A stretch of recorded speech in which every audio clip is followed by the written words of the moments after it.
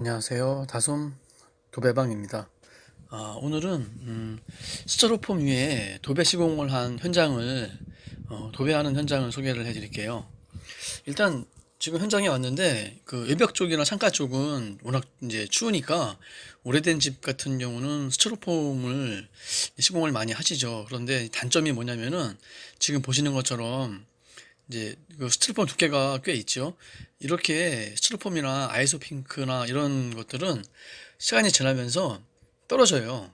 특히나 이 테두리 부분들이 많이 떨어지죠. 이런 하단 부분이나 뭐 위에 상하 좌우 이런 부분들이 많이 떨어지기 때문에 지금 보시면은 다 떨어져 있죠. 사실상 가운데만 붙어 있는 거라고 보시면 돼요. 가운데만 붙어 있고 이런 테두리 부분들은 일반적으로 시간이 지나면 다 떨어져요, 거의. 그러다 보니까 저 위에 도배 시공을 이제 할 경우에 좀 여러 가지 신경 쓰는 부분들이 있죠. 예를 들면은 사전에 이제 소비자분한테 이 스티로폼이 떠 있기 때문에 도배를 하더라도 음, 이렇게 깔끔하게 나오기는 어렵고 눌렀을 때 좀 보통 소비자분들은 잘 모르세요.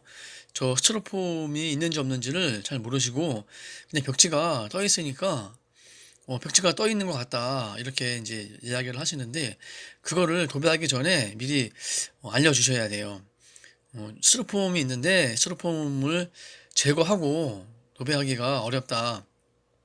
스티로폼을 지금 오늘 현장 같은 경우는 지금 위에 부분이 안 떨어져 있는 이유가 스티로폼 공사를 하고 그 스티로폼 위에 몰딩을 했기 때문에 지금 상단 부분이 떨어져 있지를 않는 거죠. 보통 저렇게 하지 않고 그냥 그 몰딩을 먼저 하고 이제 그 위에 스티로폼을 대게 되면은 저 위에 부분도 대부분 다 떨어져요. 스티로폼이.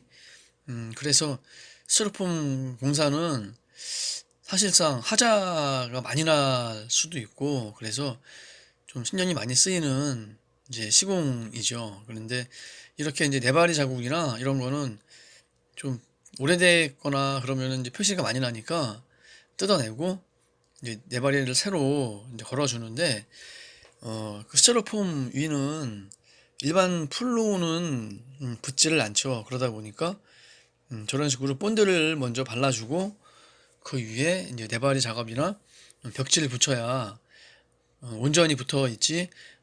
본드를 안 바르고 그 위에 벽지라든가 네바리를 붙이면은 거의 떨어져요. 그렇기 때문에 본드는 꼭 저렇게 이제 바르고 시공을 해야죠. 그리고 저렇게 네바리를 붙인다고 하더라도 사실 조금 지나면은 또 표시가 날 수밖에 없어요.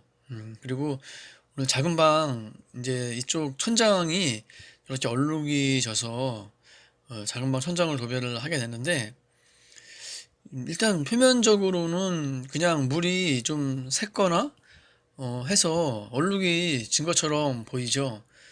그래서 저 부분은 이제 아크졸만 바르고 도배 시공을 이제 하려고 했는데 아크졸을 바르면서 이렇게 만져보니까 벽지가 떠 있는 거죠.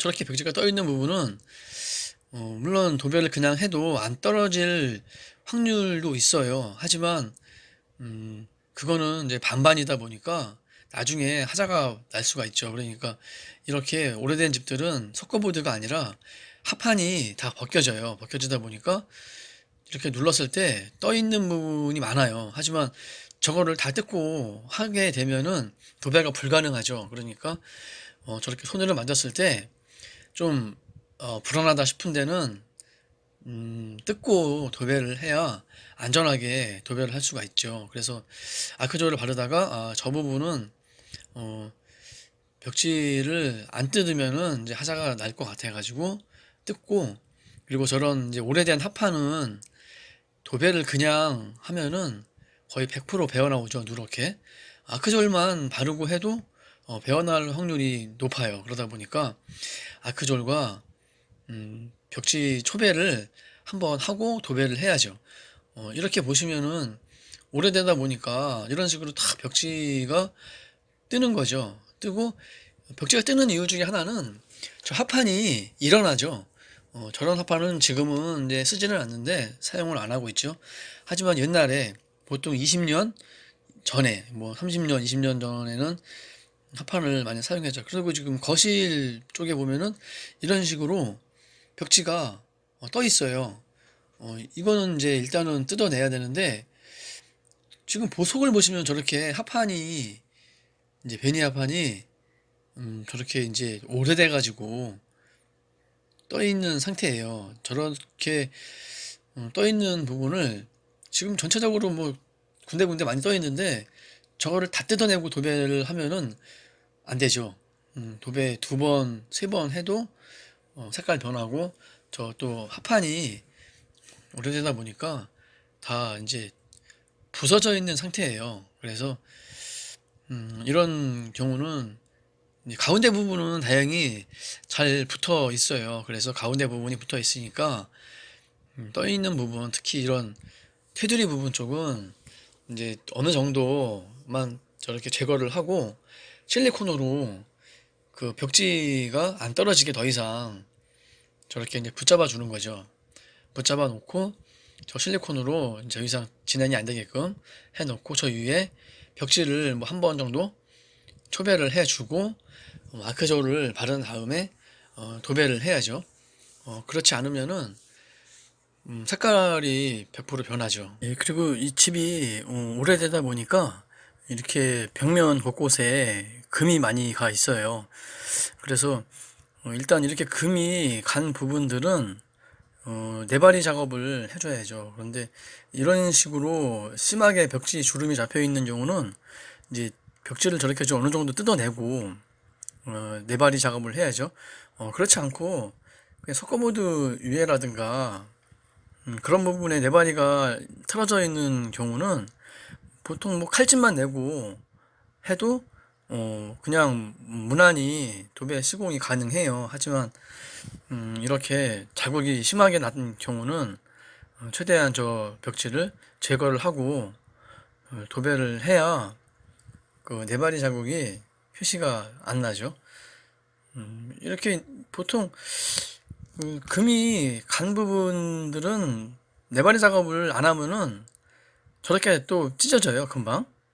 그래서 네바리 작업이 꼭 필요한 거죠.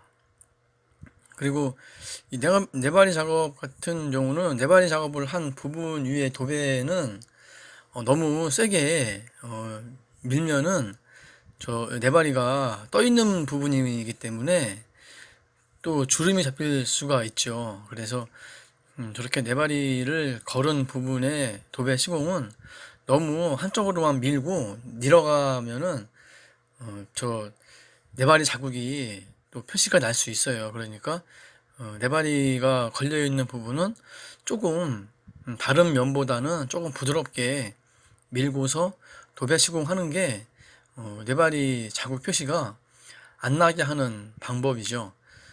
그리고 지금 도배 시공을 하는데, 사실 오래된 집이나 밑작업이 오래 걸리는 부분들은 그 도배하는 게 제일 편하죠.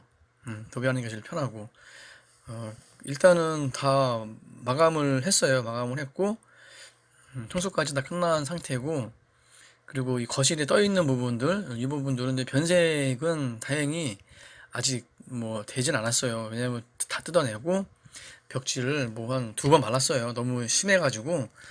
그래서 두 번 바르고 작업을 했습니다. 예, 오늘 영상은 여기까지입니다.